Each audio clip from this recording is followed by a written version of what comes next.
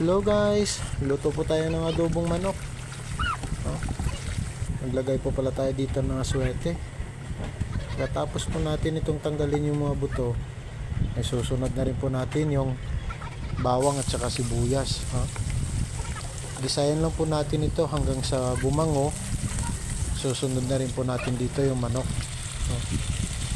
Salamat po pala sa lahat ng sumusuporta at patuloy na nanonood ng ating ginagawang video, no. Nilagyan ko na rin po pala ito ng pamintang durog, tsaka po hinalo. Haluin na po natin maigi.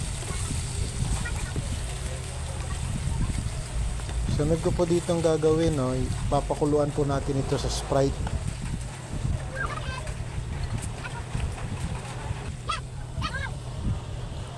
Pagkatapos po natin ibuhos yung Sprite, takpan po muna natin ito.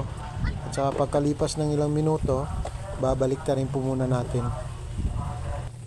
Di na po pala ako dito nagdagdag ng asukal, no? Kasi matamis na rin po yung Sprite na inilagay natin.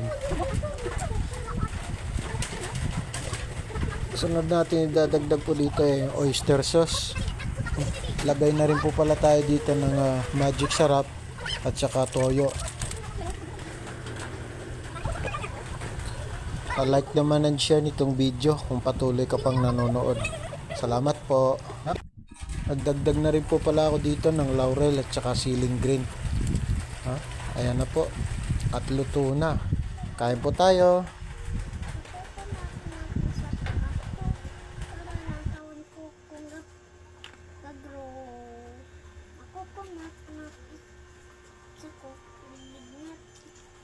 Saka ako kag malumpat. Lulog ka, tapos ganito